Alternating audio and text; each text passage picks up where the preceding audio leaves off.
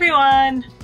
A year ago, we announced that we would be taking Rocky, our tab trailer, all the way from northern Alaska through Mexico.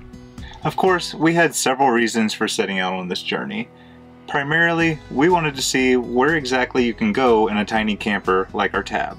We also wanted to show people a small sample of how much there is to see and do just here in North America. But on a deeper level, we wanted to show people that it's okay to get out of your comfort zone, both in travel and in life. And finally, life is short, so why wait until tomorrow or next year to explore new places and make lasting memories? I mean, we're not getting any younger. Speak for yourself. The starting point for our Alaska to Mexico trip was Prudhoe Bay, Alaska, the northernmost point that you can drive in continental North America. But we had to drive over 4,700 miles just to get there. Preparing for the long haul to Prudhoe Bay was surprisingly easy. Our US auto insurance still worked in Canada.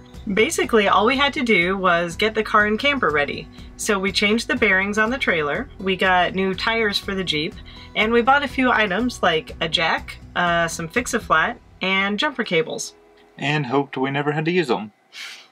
When entering Canada, just remember to bring your passports and check your 6-shooters at the door. Well, it seems like there's always a million things to do, but eventually you just have to leave. Bye, Mom.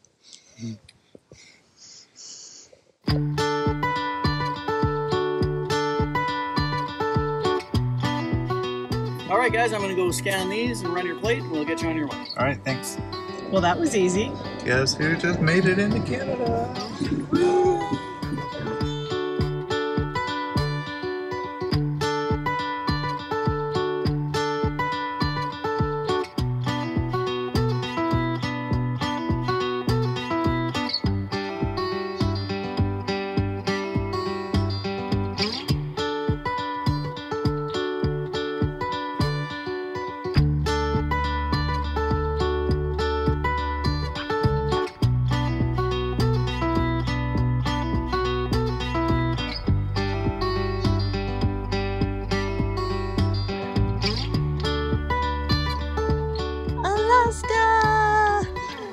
That was a long drive.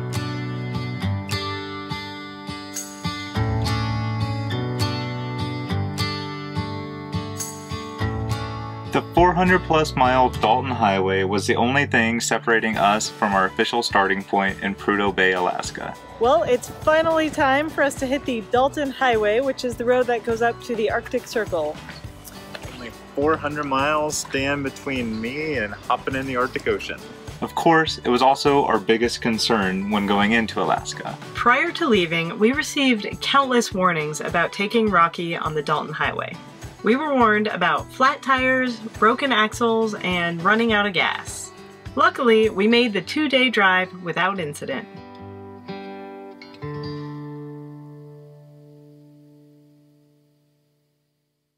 We have officially driven Rocky the Tab as far north as we can legally go without getting arrested. And hopefully this will be the most I ever spend on gas in my life. $5.60 a gallon. Oh my gosh. The next day was August 8th, Kendrick's birthday. Happy birthday! So we hopped on a shuttle bus and rode through the oil fields to the Arctic Ocean, where we jumped in the frigid water.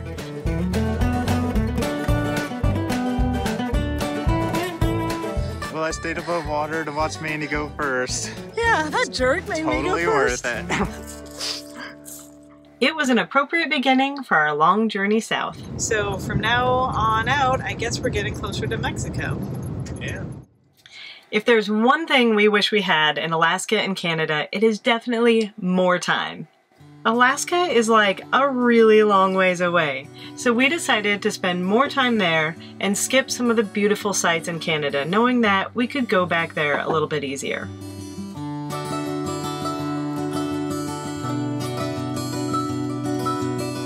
Also, Alaska is huge and mostly inaccessible by car. Flights and the Alaska Ferry Highway can be very expensive, making it hard to visit some areas. Rocky is having a grand old time playing in the mud. Unless it's on your bucket list, I'd recommend not driving up the Dalton Highway. There's some great views along the way, but overall, the jarring 800-mile drive just isn't worth the time and effort.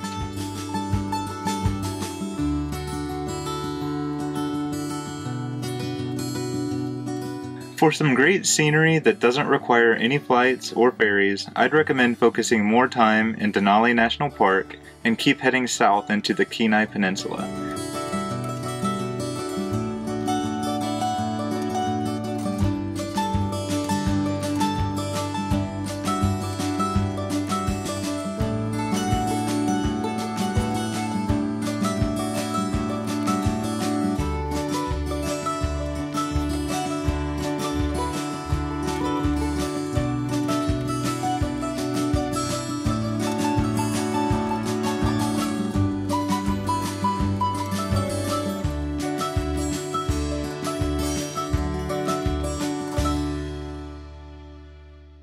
So we decided to splurge and go on a bear tour, and we're going to take one of those tiny little airplanes, and it's going to be amazing.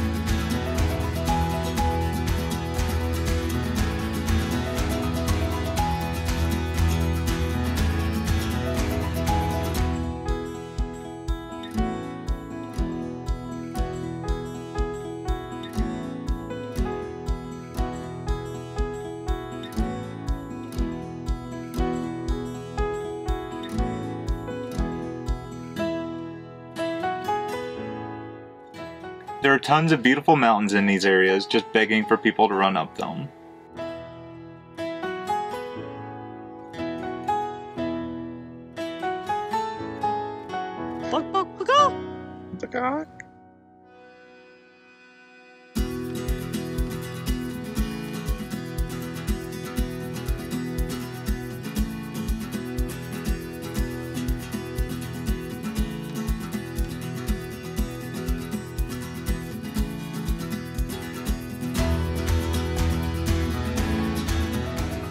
Overall, our time in Alaska was short but sweet. I can't say enough about the spectacular views, the diverse wildlife, and all the memories we made there.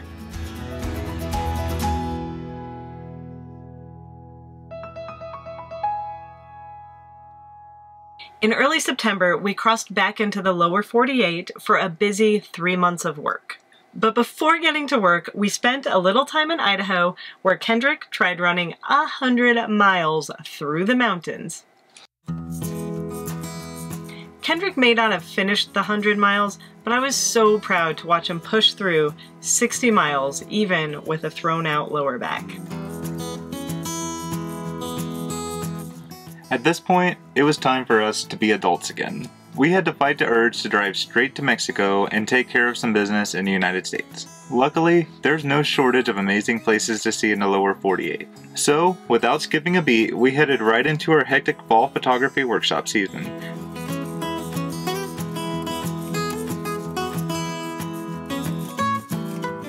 Although it's a lot of work, we feel very fortunate that our work takes us to national parks and other beautiful places that are often only vacation destinations for most people. It seems that people are so often focused on traveling to faraway destinations, but there is simply so much to see and experience right here in our own backyard. I feel like we could spend a lifetime and still not see all that the lower 48 has to offer.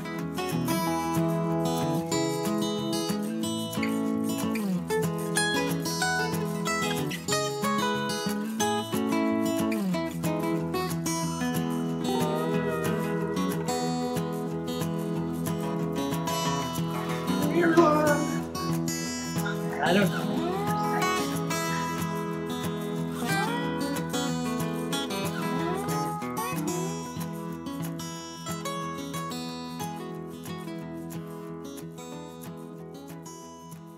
Once our busy work season ended, it was finally time for us to think about heading south to Mexico. All of our travels from Alaska to the Mexico border were pretty straightforward, but as we prepared to enter Mexico, we finally faced our first bit of uncertainty. With the constant negative news and fear-mongering that you see on TV, it's really easy to get scared away from visiting this beautiful country. For the most part, we received positive words of encouragement for our plans to travel through Mexico, but we also received quite a few warnings of our certain death. But in the end, we decided not to let fear affect our decision to travel south of the border.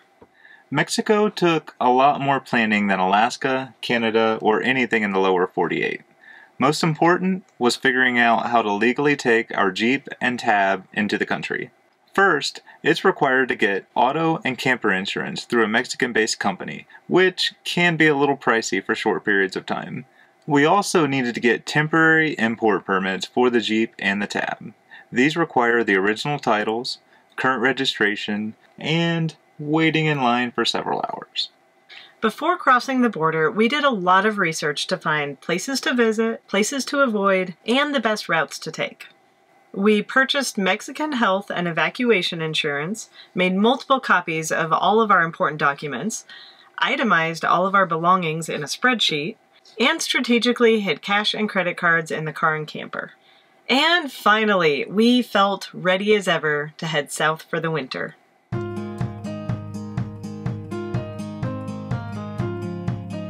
Crossing the border ended up being way easier than expected. After about 5 minutes, we found ourselves driving in Mexico. We drove for about 30 miles before we finally reached the immigration office and the bank where we'd get our import permits for the Jeep and the Tab. With immigration forms and import permits in hand, we began to feel a little more at ease and started making our way south through Mexico. Within our first weeks in Mexico, I was surprised at the diverse landscape. I had always imagined that Mexico was just desert and beaches that we see in photos, but in reality there are mountains, trees, waterfalls, and lakes. It really opened my eyes to the beauty that Mexico holds. Feliz Navidad! Feliz Navidad!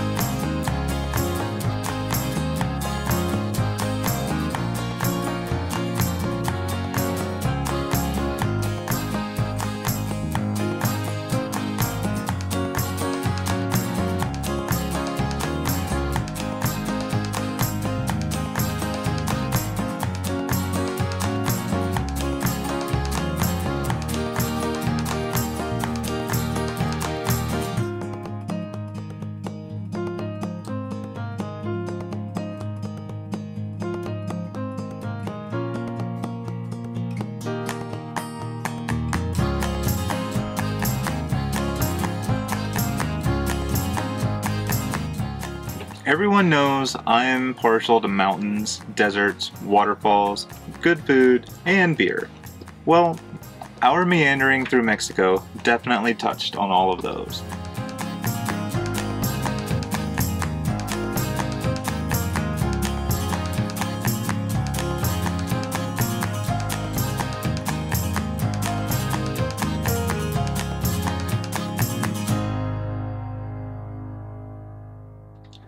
Of course, even during our slow months, there's no shortage of work to be done. In January, we put the Jeep and Rocky in storage and flew back to the States for a few work events. Once again, Mandy spoke on the Nikon stage at the Consumer Electronics Show in Las Vegas. And after that, we headed to the Florida RV Super Show in Tampa to represent New Camp.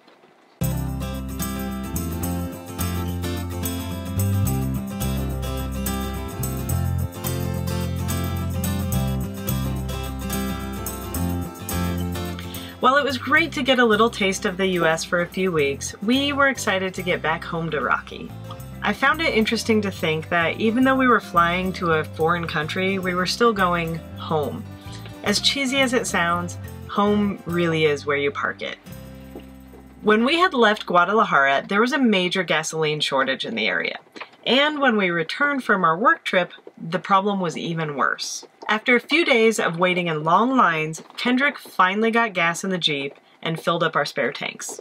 Well, I am pretty happy. Found a gas station. Wasn't the one that I thought was going to be open. It was a different one. Got the car topped off and got more gas in the floorboard. After several weeks and all that hassle, I was finally ready to see the beach. So we decided to head to the Pacific coast and leave the gas shortage behind us. Yay!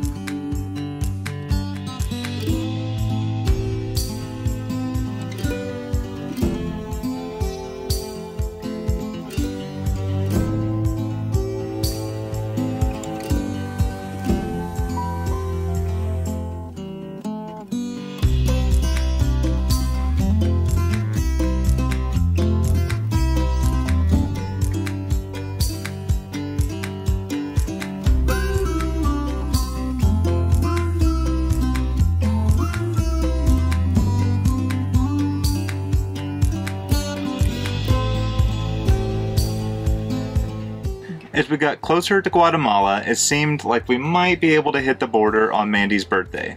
But the miles were going slow and we still had a lot of things to see and do along the way.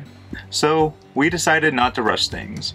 It would have been pretty cool to start the journey up north on my birthday and finish the journey down south on Mandy's birthday, but it just wasn't in the cards. So after 6 months and 16,000 miles of driving, we reached the sleepy little town of El Gancho. But that wasn't the end of our journey. We still had several miles of loose, sandy beach standing between us and the southernmost point of Mexico at the Guatemala border. Well, it looks like we have driven as far as we can drive, so time to walk on the beach. Let's see how far we can go. It's hot. This wasn't your stereotypical walk on the beach. It was long and hot, but the anticipation of reaching the end kept us going. After stumbling along the beach for several miles, we finally caught a glimpse of the river that forms the southern border between Mexico and Guatemala. Oh my gosh, you guys, we are standing on the edge right here. Across the water that way is Guatemala.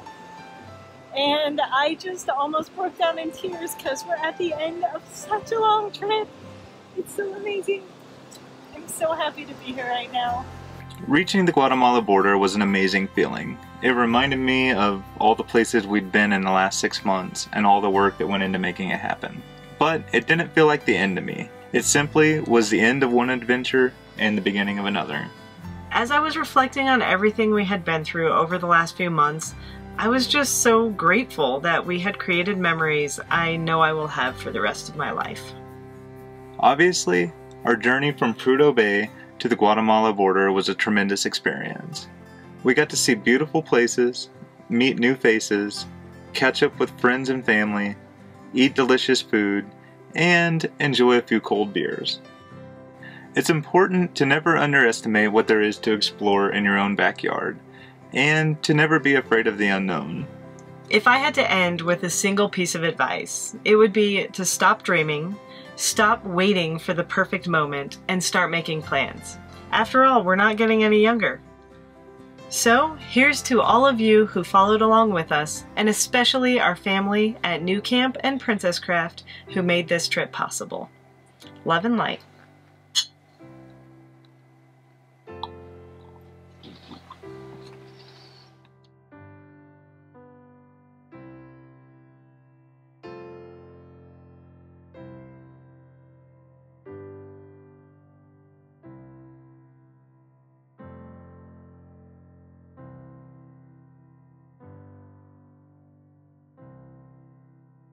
So, we're going to Mexico.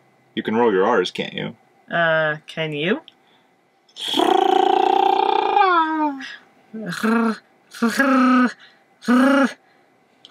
I got it! Never gonna make it in Mexico.